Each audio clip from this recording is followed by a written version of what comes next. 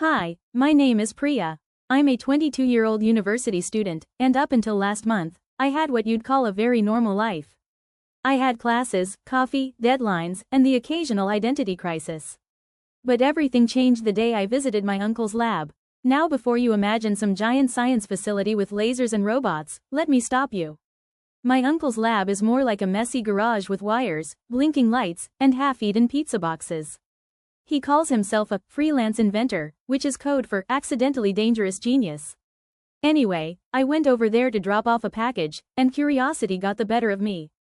He wasn't home, so I wandered in. I noticed a weird metal chair with a helmet attached and a control panel next to it. Naturally, I sat down. I mean, who wouldn't? I touched a button, just one, and suddenly the machine lit up, buzzed loudly, and I felt like I was being squeezed through a straw. Everything went black. When I opened my eyes, I wasn't in the lab anymore. I was in the middle of a desert. It was hot, my phone had no signal, and I was surrounded by giant triangles, pyramids. Yep, I had landed in ancient Egypt.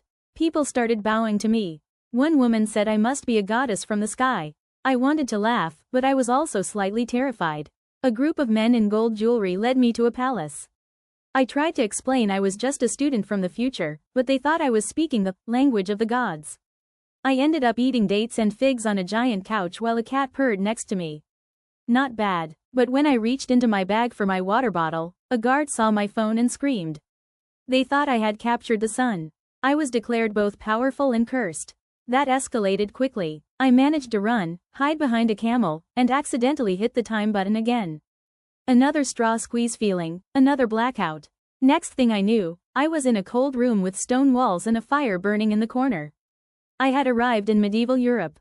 There were knights, real knights, and a lot of mud. A young girl saw me and shouted, "Witch." I tried to explain I wasn't one, but it didn't help that my smartwatch lit up and beeped right then. Big mistake. They tied me to a chair in the village square, but I distracted them by singing a Taylor Swift song. Apparently, medieval people had never heard catchy choruses. Everyone stopped and stared. One man clapped. I taught them a dance. Yes, I actually taught medieval peasants the Macarena. It was the weirdest moment of my life, but I think I created the first village flash mob in history. As they celebrated, I snuck away, tapped my time button, and vanished again. This time, I landed in a brightly lit building with shiny floors and music playing from every corner. A mall. A 1990s shopping mall. It smelled like popcorn and hairspray. I looked around and saw people wearing denim jackets and scrunchies. A boy offered me a flyer for a dance contest. Why not, I thought. I danced. I won. A girl came up to me after and said, "I've never seen someone dance like you. You're so confident." I smiled and told her, "You can be too. Just pretend you're from the future." Then I realized, I was learning something from each stop. Egypt showed me wonder. Europe taught me survival. The 90s reminded me to let loose. Then came the final stop. I was in a white, quiet world. Trees made of glass, cars floating in silence. The year? 2087. I walked into a building and saw her, me. An older version of me. She was a scientist. Brilliant. But serious. Cold. She looked at me and said, "I remember this moment." I asked, "Are you happy?" She hesitated. "I'm successful." "That's not the same." We talked for hours. She told me she wished she had taken more chances, laughed more, danced more. Before I left, she whispered, "Live. Don't just plan to live." When I hit the final button, I landed back in my uncle's lab. Everything was the same, but I wasn't. Now I wake up and smile at the sky. I take risks. I talk to strangers. I laugh. I live. I don't know what that machine did exactly, but it gave me a journey through time, and through myself. So if you ever get the chance to time travel, don't worry about the history books. Just be present. Listen. Dance. And don't forget to bring extra batteries. Thanks for listening to my story. Maybe one day, you'll have a story like this too. Or maybe, you already do. You'd think after a wild ride through time and space, I'd be done with time travel, right? You'd think I'd retire from pressing glowing buttons and just live a normal life. Well, not quite. A week after I returned, I noticed something strange. Things around me were off. My roommate mentioned a conversation we never had. My favorite cafe had a new name. And one morning, the sky was green. Yes, green. I rushed to my uncle's lab. The machine was humming on its own. That's when it hit me. Time had become unstable. My journey through time didn't just take me to the past. It had left tiny ripples, echoes, in the present. My uncle, finally back from his trip to collect ancient space rocks, don't ask, confirmed it.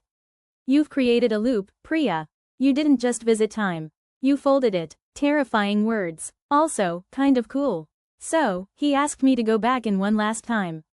Not to explore, not to escape, but to fix it. I took a deep breath and sat back in the machine. This time, I landed somewhere familiar. Ancient Egypt, but different.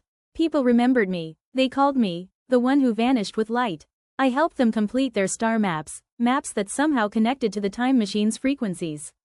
They handed me a necklace with a crystal, saying, "This belongs to the stars." When I pressed the button again, I wasn't in medieval Europe. I was in the future.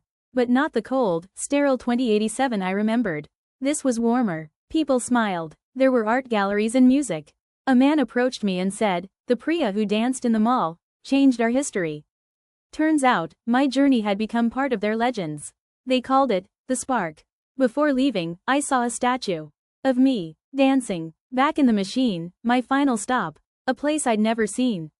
A blank white space. I wasn't alone. There were dozens of other versions of me, young, old, future scientist me, even a medieval version.